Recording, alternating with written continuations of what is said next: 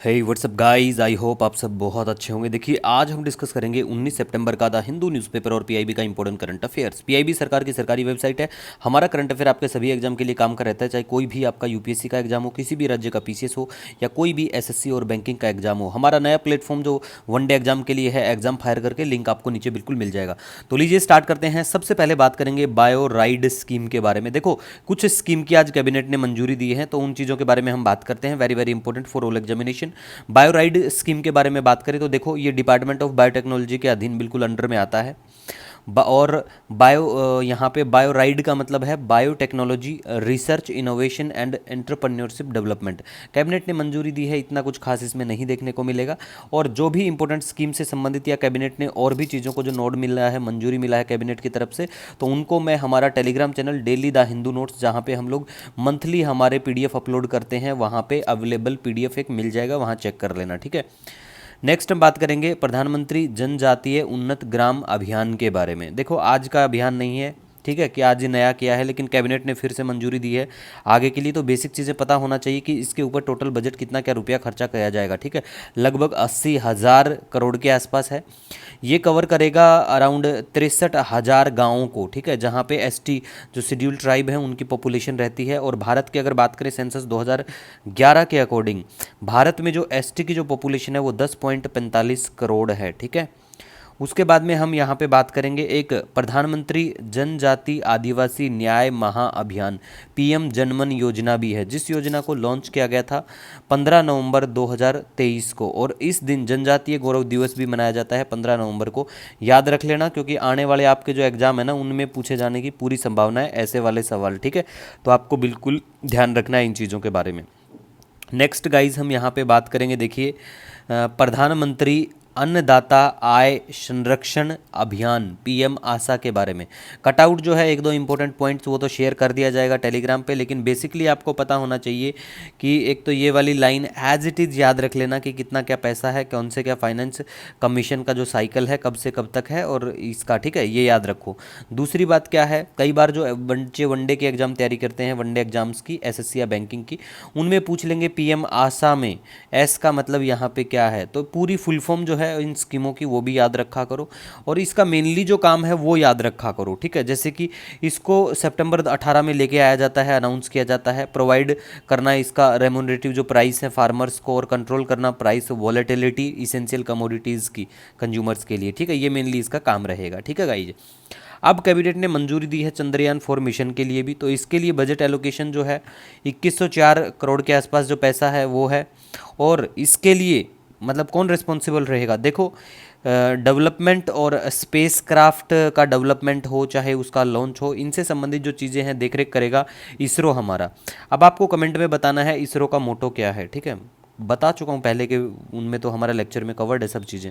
और चंद्रयान 4 मिशन किस चीज़ से संबंधित है, क्या करेगा, इसका मेनली काम है डेवलप करना, डेमोन्स्ट्रेट करना जो हमारी टेक्नोलॉजी है, वापस वहाँ चंद्रमा पे जाके और वापस अर्थ पे आने की। अब आपको कमेंट में ये भी बताना है कि भारत का क्या टारगेट है, भारत का मैन ऑन मून पहुंचाने का, मतलब कोई आदमी मून पे जाए भारत की तरफ से, मतलब भारत भेजेगा, तो वो कब तक का टारगेट है हमारा, वो आपको कमेंट सेक्शन में बताना है। दूसरा, भारत का एक टारगेट 2035 तक का भी है स्पेस से रिलेटेड, तो वो बताओ वो टारगेट क्या है।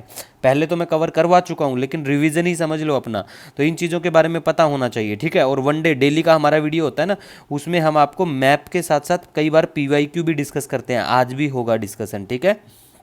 उसके बाद देखो, हम यहाँ बात करेंगे वेनस ऑर्बिटर मिशन के बारे में, ठीक है, वॉर्म मिशन के बारे में, जिसको लॉन्च करने की बात कही जा रही है कि मार्च 2028 तक को इसको लॉन्च कर दिया जाए, ठीक है। तो ये आपको पता होगा बेसिक वेनस के बारे में कि ये सेकंड प्लानेट है फ्रॉम द सन, और बताया जाता है कि क्या पता इस पे पहले जीवन भी संभव रहा हो, ठीक है। और इसके ऊपर जितना पैसा खर्च किया जाएगा, बस इतना सा याद रख लो, क्या कुछ बजट इसके लिए एलोकेट किया, क्योंकि देखो 2028 में लॉन्च किया जाएगा, क्या पता कब इसके ऊपर कोई सवाल पूछ लें बजट का। पेपर में एक दो क्वेश्चन आजकल ऐसे देखने को मिलते हैं, इसीलिए मैं बजट भी यहाँ पे मेंशन कर देता हूँ, क्योंकि भैया देखो पीआईबी का डाटा है ना, तो काम का बनता ही है ये, ठीक है। उसके बाद में हम बात करें यहाँ पे आईपी सारथी चैटबॉट के बारे में, तो देखो ये जो चैटबॉट है ये artificial intelligence machine learning based trademark search technology है, ठीक है। इसके बाद में इंडिया और डेनमार्क जो है मैरीटाइम कोलैबोरेशन करते हैं एक दूसरे के साथ में, जिसमें ग्रीन शिपिंग को प्रमोट किया जाएगा, ठीक है। बस और कुछ इतना खास नहीं है। उसके बाद में वेरी वेरी इंपॉर्टेंट है, NMDC लिमिटेड जो है उसको मिला है, क्या मिला है, राजभाषा कीर्ति अवार्ड 2023-24, ठीक है। तो ये आपको ये तो पता ही होना चाहिए रिसेंटली किस क्या जो हमारी सेंट्रल पब्लिक सेक्टर एंटरप्राइज या जो कंपनियां होती है जिनको ऐसे कोई अवार्ड मिलते हैं, है ना, तो उनका नाम तो पता ही होना चाहिए। साथ में उसके बारे में बेसिक इन्फॉर्मेशन, जैसे NMDC के जो जनरल मैनेजर हैं उनका नाम बताओ, बैंकिंग के बच्चों के लिए ये सवाल, ठीक है। वेरी वेरी इंपॉर्टेंट है ऐसी चीज़ें, ठीक है। और NMDC जो है इंडिया की लार्जेस्ट आयरन और प्रोड्यूसर नवरत्ना कंपनी है, ठीक है।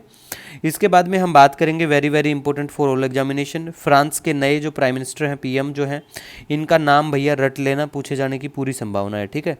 और ये जो है मजारा हाइड्रो इलेक्ट्रिक प्लांट, ये चर्चा में आया था आज द हिंदू में, एक्वाडोर में पड़ता है, इतना काम का मुझे नहीं लगा वैसे। उसके बाद में बात करें टोटो चिलासी के बारे में, जो भी नाम प्रोनाउंसिएशन है, लेकिन याद रखो बंदा बहुत काम का है, क्योंकि 1990s की अगर बात करें तो उस टाइम पे इन्होंने वर्ल्ड कप में काफ़ी मतलब टॉप गोल स्कोरर रहे थे आई थिंक। तो इनका नाम ऐसे याद रखो कि ये फुटबॉल के खिलाड़ी रहे हैं और इनकी रिसेंटली डेथ हो गई है, ठीक है, इसी वजह से ये चर्चा में आए। अब हम बात करें PM आशा के बारे में, तो भैया फुल फॉर्म तो आपको पता ही होना चाहिए, कटआउट गवर्नमेंट वेबसाइट का है। इसके जो 3 मेनली सेक्टर हैं, कंपोनेंट है, वो याद रखो इसके तीनों, ठीक है, कि भैया प्राइस सपोर्ट स्कीम है बिल्कुल, इसके ऊपर प्राइस डिफिशिएंसी पेमेंट के ऊपर भी ये लोग काम करेंगे, और private procurement and stockist scheme, ठीक है। तो ये तीनों ही कंपोनेंट इसके ध्यान रखने योग्य कंपोनेंट है, ठीक है। उसके बाद में UPSC के द्वारा 2022 में सवाल पूछा गया, तो ये सवाल हम आपको दिखाते हैं। देखो UPSC ने सवाल पूछा था कि इनमें से इन ये देश हैं, कंट्री हैं, आप सभी को पता है, तो मैच करवाना था कि किस कारण से ये देश चर्चा में रहे हैं। अब चैड के बारे में बात करें तो चैड अगर 2022 की बात करें, ये था कि सेटिंग अप है यहाँ परमानेंट मिलिट्री बेस चाइना का। जी बिल्कुल ही गलत है ये चीज़, चाइना का यहाँ पे नहीं था, चाइना का उस टाइम पे दूसरे देश के साथ में था। कमेंट करके जरूर बताओ उस टाइम पे कौन से देश के साथ में मिलिट्री बेस चाइना ने वहाँ सेटअप किया, तो चर्चा में आया था, ठीक है। उसके बाद में गिनी के बारे में बात करें तो ये गिनी गुनिया जो भी है, ठीक है, इसको बोल सकते हो, ठीक है। प्रोनाउंसिएशन अपना डिफरेंट होता है सब लैंग्वेजेस का, तो कोई इशू नहीं है, लेकिन देश के बारे में मैप में लोकेशन आपको सारी दिखा दूंगा। तो देखो पहले तो मैं आपको बता दूं, यहाँ पे चार्ट में स्टेब्लिश नहीं किया था, लेकिन गिनी में सस्पेंशन हुआ था, ठीक है। लेबनान की बात करें तो यहाँ पे आपको इकोनॉमिक डिप्रेशन देखने को मिलेगा, और तुनिशिया की बात करें तो यहाँ भी suspension of parliament by president के द्वारा देखने को मिलेगा। अब देखो अगर किसी देश में पार्लियामेंट को प्रेसिडेंट सस्पेंड कर देता है, कहीं पे इकोनॉमिक डिप्रेशन आता है, कहीं पे अगर कोई सूखा पड़ता है, ड्रोट पड़ता है, ये पूछी गई चीज़ें हैं। ड्रोट आज इसमें दिखाई नहीं दे रहा है, लेकिन UPSC पूछ चुका है पहले ही। ये सीवियर प्रोलॉन्ज्ड इकोनॉमिक डिप्रेशन आता है तो वो ड्रोट जैसी कंडीशन भी हो सकती है वहाँ पे, ठीक है। होता है, इन चीज़ों से भी कई बार वहाँ पे भुखमरी और ऐसी चीज़ें डेवलप हो जाती हैं, तो ये चीज़ें बहुत काम की रहती हैं। तो ये ऑप्शन बिल्कुल ठीक है तीनों, ठीक है। और इस 2022 में नया सिस्टम ले आए थे कि ओनली 1, ठीक है, ओनली 2, ये वाला ओनली 3, तो इसमें के लिए तो भैया आपको ढंग से पढ़ना ही पड़ेगा, ठीक है। अब मैप में आपको लोकेशन दिखाएं तो सारे देश आपको दिखा देंगे। यहाँ पे तुनिशिया के बारे में बात करें, ये आपको दिखाई देगा तुनिशिया, यहाँ पे ये मेडिटेरेनियन सी है। लेबनान भी न्यूज़ में चर्चा में था, तो एक बार लेबनान को यहाँ पे देख लो, लेबनान को कौन कौन से देशों की बाउंड्री टच करती है ये भी देख लो। ऊपर सीरिया पड़ता है, इधर आपको मेडिटेरेनियन सी है, और नीचे इधर की तरफ आपको इजराइल दिखाई देगा, और छोटा सा ये कटआउट कौन से देश का है ये भी आपको पता होना चाहिए, ठीक है। अब बात करते हैं जो ये क्वेश्चन में चर्चा में जो देश थे, देखो चैड आपको पता है, चैड यहाँ पे पड़ता है बिल्कुल। उसके बाद में तुनिशिया नज़र आएगा यहाँ पे आपको।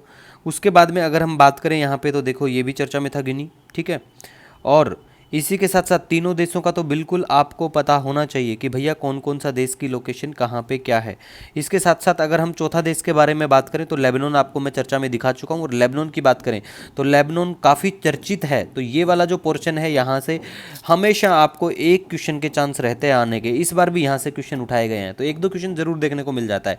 फिर भी देखो आपका किसी भी प्रकार का कोई सजेशन हो ना, कोई सजेशन हो, कोई भी सुझाव हो आपका, कोई भी क्वेरी हो, है ना, कोई भी सवाल हो, तो आप मेरे को बिल्कुल कमेंट भी कर सकते हो वीडियो के नीचे, या फिर आप हमारा इंस्टा हैंडल है द हिंदू PIB नोट्स 1 करके हमारा इंस्टा हैंडल है, वहाँ भी आप हमसे जुड़ सकते हैं। मिलेंगे नए दिन के साथ, तब तक के लिए आप सभी को जय हिंद।